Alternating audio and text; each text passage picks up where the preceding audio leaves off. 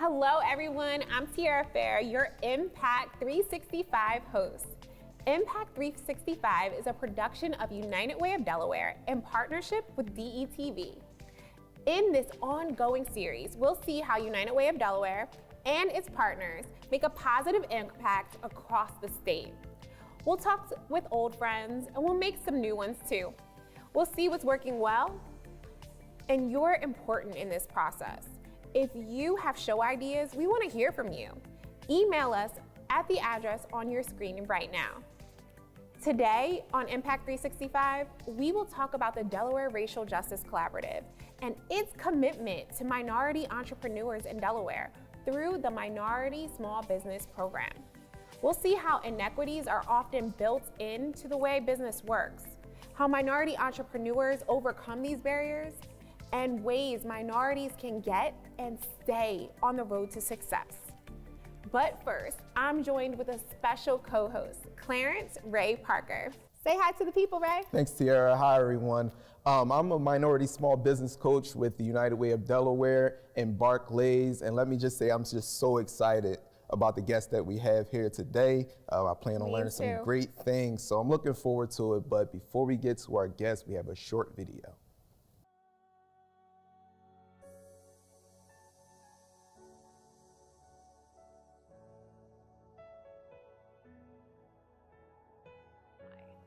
Why aren't more people of color entrepreneurs? I think if we start to ask the question why and really dig into the reasons, then we can really start to tackle and the real work can begin. Entrepreneurship is the way to economic freedom. Someone can hate you as much as they want, but it doesn't matter. Someone can hate you because you're black, but you can only be victimized if you're poor.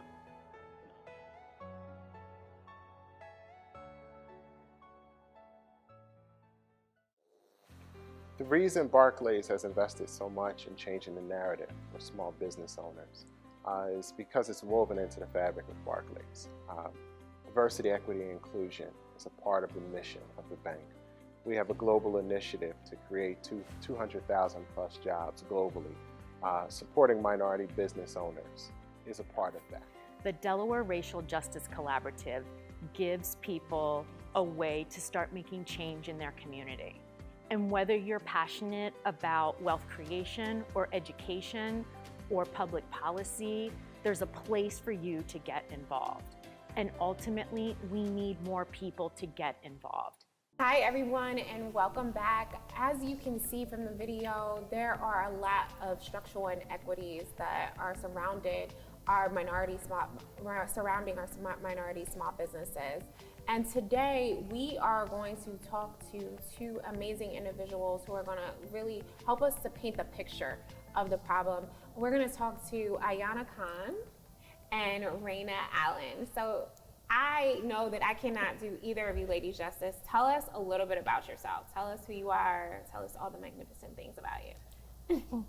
Well, my name is Ayanna Khan, and I am the founder, president, CEO of the Delaware Black Chamber of Commerce, which is a newly formed Chamber of Commerce with a minority focus. We are all inclusive, however, we're very intentional about the education and resources to our minority small business owners. Our main objective is education and just getting them the resources that they need to survive and thrive throughout the pandemic and beyond. Beautiful. Raina, tell us about you. Hi, I'm Raina. I'm a Leo, originally from Delaware. I'm director of the Delaware Racial Justice Collaborative, and that's powered by the United Way. And I'm really excited to be able to talk about race and structural inequities and the problems that exist in Delaware, because for far too long, it was just taboo. I mean, we would talk about things and say, we would talk about things about race and sometimes whisper, you know, I went to this store and this lady was just, I'm sorry, did you just whisper white? Like, are we still doing that? So if we are not able to kind of clearly and in full-throated ways talk casually about race, then imagine how challenging it is when you talk about structures that continue to disenfranchise people of color which is largely only based on the color of their skin. I mean, there's lots and lots of research that will show race is a social construct, and it's just something that people use to deny access to fully operationalize their citizenship. I mean, I know that's a very academic term, but it really means letting people fully participate in the economy. And in terms of the DRJC, and the reason we're here now, we talk about wealth creation and entrepreneurship, supporting and sustaining minority businesses. Why is that important? It's important because we've been locked out of those opportunities for far too long, and only because of the color of our skin. So it's not that we did anything wrong. It's just we happen to look a different way. And that is not fair, it's not just, and it's not what this country was founded on. But I'm super excited because I'm hopeful. I see more people jumping into the movement and willing to take off their privilege, put down their privilege, fight for the rights of others that they don't know, just because it's the right thing to do. So it's an exciting time for me, and we need more members. So please join the Delaware Racial Justice Collaborative. Shameless plug, I love it. Ayanna, so Raina spoke a little bit about the structural inequities. Because you founded the Delaware Black Chamber of Commerce, can you tell us a little bit about some of the structural inequities that you have seen in Black and minority businesses in Delaware? Well, the state of Delaware has not been inclusive and equitable. I'm just going to say that. Because in order to do so, and in order to help the Black businesses and the minority businesses in our state, we have to identify who they are. And that data is not currently collected at all in the state. The state have been doing things to become more equitable, but we need to really discuss and capture the data in the state for those businesses, identify those businesses, so we know the resources that are needed for these businesses. And it's really interesting that all branches of government, well, not all, but at least the city, the county, and the state are currently undergoing procurement disparity studies around the areas of procurement. And it's interesting that they're doing it all at the same time. So the good thing for us, and I think the ways that we will benefit, is that they're examining, they're taking stock of what they're doing and ways to make it more equitable. And for us, hopefully that will mean that more minority businesses are able to access these contracts, which are multi-million-dollar contracts. And the number of minority businesses that currently have them are just really small. Yeah. I mean, minority businesses are the largest demographic of growing entrepreneurs in our country and in our state. We're seeing that we are coming back, post-pandemic, while still in the pandemic, of course, but we're coming back more empowered, more educated. We're starting our businesses. We're building generational wealth for our families. However, there's 83% of minority businesses, specifically Black businesses, that cannot get a startup loan, access to capital, the education that they need. They're not getting the resources to grow. So we need to address that. What are 2 to 3 things that a minority small business owner right now can do to get on the road to success? Because we talked a little bit about the inequities. We talked about some of the issues that they're facing, including lack of access to capital, lack of the same supports as their counterparts are receiving, and even lack of just data and statistics in general. What are 2 of the things? What's the road to hope? What are 2 to 3 things that we can do to kind of turn that trajectory around? Well, these businesses live and support the communities that they live in, right? So we need them to get out there and talk to the elected officials, get involved in those processes and voting, and just basically organizing to get our elected officials to do what they need to do to support their communities.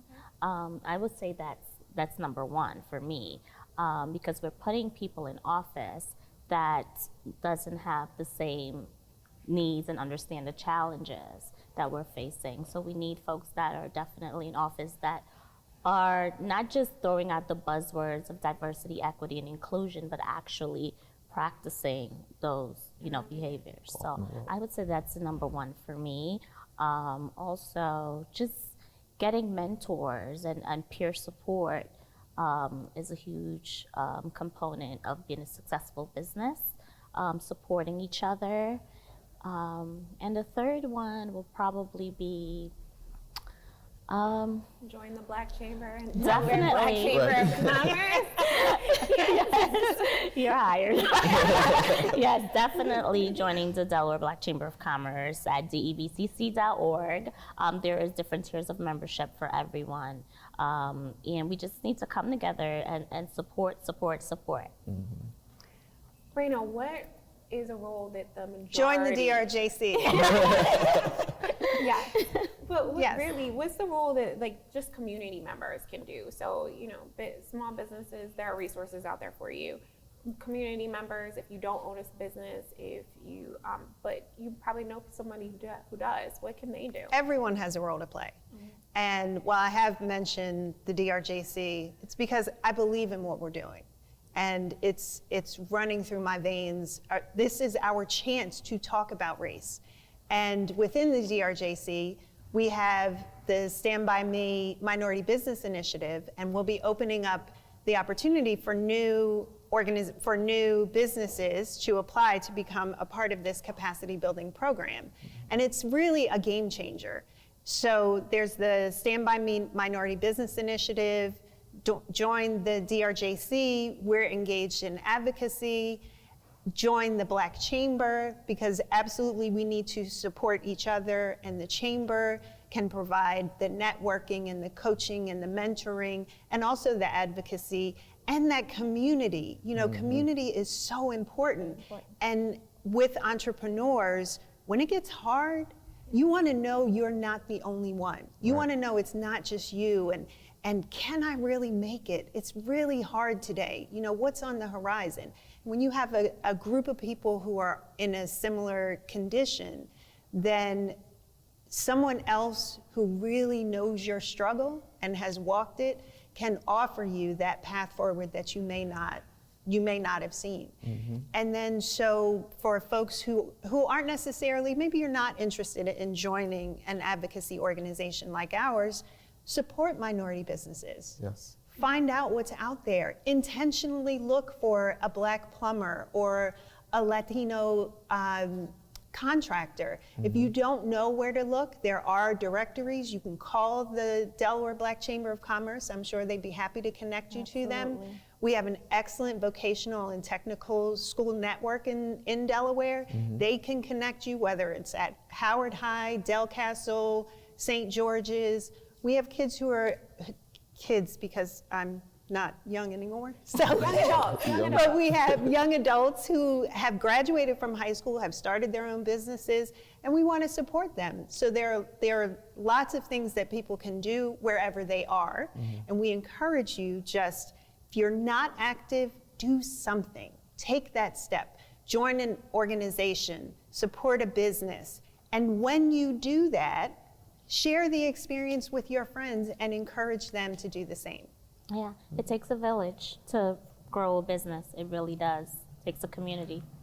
Absolutely. Definitely. Ladies, we are actually out of time. It's so crazy. That went so fast, It right? did. Yeah. I cannot say thank you enough for being here. Thank you for your work with the Delaware Racial Justice Collaborative, with the Delaware Black Chamber of Commerce, trailblazing. I love it. Team, you heard it right here that there are many ways for you to get involved. Just make sure that you get involved in supporting minority small businesses in Delaware, minority businesses, period, whether they're big or small, right? But minority small businesses, period, here in Delaware.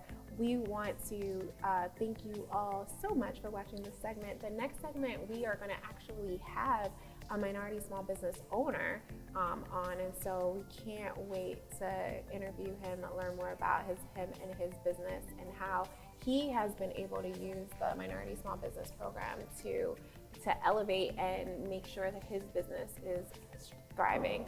So we'll be right back after these messages.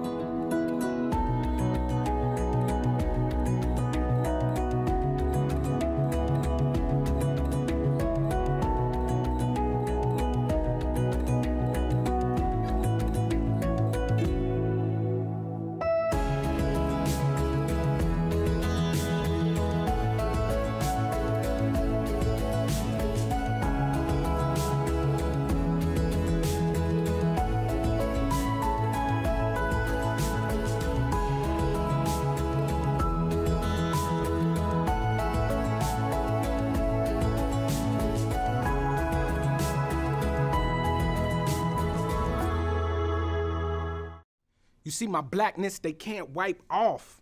When you're born black, it's like they nail you to a cross. Born enslaved, we just trying to reach north, only to be greeted by these racist old courts. See, my history was hidden in the schools. Graduated college, now we educated fools. Talk to work for others, man, we got it all confused. People say it's hatred when they hear me drop jewels. Like, the black woman was first, she's a mother. Eve of the earth, never cursed, we discovered that if we act like fam, treat a brother like a brother, we can save self and start building for each other. Huh? We can make the ghetto into a palace for us. All we need is love, commitment, healing, and trust. Is that asking too much? And if not, let's link. One aim, one chain, one people, one link. Who were stolen from Africa, from human traffickers, humiliated and massacred on a ship mistaken for passengers. They trapping your soul for that voyage across that ocean. I guess they expected our spirits to be broken, provoking the deity within us. Call us sinners when we practice African rituals. Say my history's mythical, never. I rep for the families they severed, separated trees they decorated with the decimated remnants. We are the descendants of those souls clothed in oppression. This life is like a movie. I feel like I'm on the bunk of my cell making a weapon. Feel threatened when I question your belief. System religion is like a prison for those that are asleep. Pull back the sheets and awaken your inner hearing. Your spirit's being bartered when money is disappearing from the face of the earth. A man taking his last breath symbolizes a birth.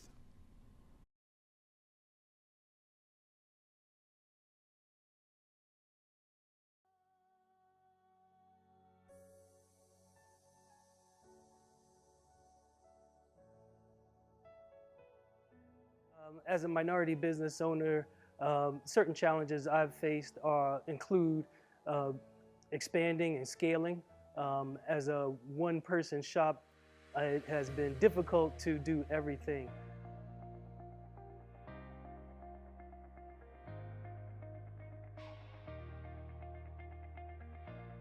I found out about United Way's Stand By Me Minority Business Program through the Delaware Black Chamber of Commerce. The experience with the Minority Small Business Program has been incredible. I have a tremendous business coach, Steve Johnson, who has helped me in many different ways. It has helped me grow my business and grow my mindset. Hi everyone, we are back. I really enjoyed our last interview with Raina Allen and Ayana Khan. What about you? How did you I thought it was great. I thought they provided a lot of good information, resources, and insights for minority small businesses, and definitely have organizations and programs that they can definitely take advantage of and benefit from. So I'm very excited. You know, speaking of benefiting from some of the resources that we have, the Delaware Black Chamber of Commerce is actually how our next guest found out about the Stand By Me Minority Small Business Program. Yes. So without further ado, drum roll please. Hi, Kari, how are you? I'm great. Thanks for having me. Thank you for coming. My pleasure. Before we start with anything else, we have to first ask, tell us about your business. Tell us about who you are. Sure. Kari DeWitt, I'm president of Mountaineer Logistics. We are a purpose-driven company. We provide courier, distribution, and freight management services. We're a Delaware-based company right here. We were founded in 2019. We do everything, deliver everything from life-saving medicine to t-shirts to your local stores. All right, definitely use you. All right, please do. We need you. Kari, so what has the Minority Small Business Program done for you? The Minority Small Business Program has been great for me. Really provided a lot of good services for myself, provided me with ongoing support, really taken my focus from the daily operations to business development and growth. It's also provided me a lot of different opportunities to expand my business network and other co-branding opportunities. Right within my own cohort, there's another bakery, there's an embroidery company, so a lot of different opportunities for me to grow and network. That's awesome. Gentlemen, both of you, tell us kind of what is the purpose of the Minority Small Business Program for everybody who's listening? Why did we create that? When it was started? So on the onset, the Minority Small Business Program exists to basically give entrepreneurs like yourself just the opportunity to have access to the education, right? The information, the resources needed to help you not just sustain your business, but actually grow it. Yep. Instead of going from just being a solopreneur or a mom and pop shop, and just take you to be, able to enterprise and function for the long haul. So that's basically the gist of it. And you get one-to-one coaching. The best part is you get one-to-one coaching. So you don't have, we're not going to give you the information and let you go, right? We're going to work with you step by step to get you through the process. Yeah, absolutely. One of the other best parts is free. So definitely free financial coaching, business support. I've got a lot from my business coach, Steve Johnson. I know Ray's a great business coach as well. So a lot of great support, and I'm enjoying the program a lot. That's awesome. That's awesome. Why do you think that it's so essential for other businesses to join programs like this and really take advantage of these resources? I think really it gives you, like I said, a lot of support. It really helps you with your mindset in terms of growth. I think the program is really necessary. I think small businesses like myself, the solopreneurs, we face a lot of challenges. Myself coming out of a corporate environment, I've always wanted to have my own business, wanted to be an entrepreneur, but you really don't know exactly what you're going to get into until you get into it. Right. Not something you really study at school. So having support, having wise counsel, having good advisors around, I think is just key to any part of life, but especially as you start your new business. Absolutely. What is one thing that really changed because of the Minority Small Business Program? Meaning, like, what's one thing that you were just like really struggling with, and but now you kind of have a better handle on it? I would say sales. Sales. My business coach has really helped me focus on sales and the importance of it. Being able to really hone in on business development, not just, again, working on that day-to-day. You get stuck in kind of that, I need to keep the lights on. I think it's just important to make the lights brighter. So really kind of growing my mindset around sales and giving it a real good focus is important. That's wonderful. That's wonderful. And Kari, last question. What is an early insight you've gained about managing your company by being a part of the Minority Small Business Program? Yeah, my coach really has helped me structure my week and schedule my week. So in addition to those day-to-day operations, I also set a time for sales calls, research, training, but then also make sure I get the work-life balance. So I make sure I'm only limiting my work day to a certain amount of hours, which is tough. Also getting my rest and getting my exercise so I have the energy and the health to continue on. If you could say one thing to entrepreneurs out there, what would you just tell, what piece of advice would you give them right now to help them to thrive? Keep moving, keep going forward, believe, definitely get your advisors, join programs like the Minority Small Business Program. It's a really important program, really necessary. As we know, entrepreneurs are really vital to our economy, vital to our communities. However, minority businesses face a lot of larger barriers than non-minority communities and non-minority companies. For example, minorities are less likely to get loans. And when they do get loans, they're either at lesser amounts or at higher interest rates. So making sure that you have good people around you, you get your mentors, get good coaches, you join Minority Small Business Program, the Delaware Black Chamber of Commerce, those are really helpful. Absolutely. Kari, you spoke a little bit about how you came from corporate to entrepreneur life. Tell us about that transition and what that looked like. What made you make that jump? Good question. Interesting answer. The transition was kind of easy, kind of tough. I have always wanted to be an entrepreneur, always had that entrepreneurial spirit, kind of runs in my family. I worked in banking like most Delawareans for over 20 years, was actually laid off, gave a severance. So it actually kind of forced me into my destiny, but I was extremely happy it happened. I have a background in finance. I've done financial analysis all my life. So I always had that finance background and the mindset to be an entrepreneur. But once you get into the business, you have to cover everything. So it's not just the finance, it's the marketing, administration, the day-to-day grind. So again, having a coach and having somebody to help walk you through that is so important. How did you pick your business? How did you pick, what made you say, you know, this is the business I want to do? Yeah, so at the time I was actually looking at a number of different franchises, and I actually, part of my business is wholesale food distribution. So I chose a franchise called Fruitful. It's a healthy frozen fruit bar. Like I mentioned, I'm a purpose-driven company, so one of the things I really promote and like is health. So I picked this frozen fruit bar, and I'm in a number of different places throughout Delaware, Willie's Farms, the Chase Field House, Asian Supermarket, a number of different places.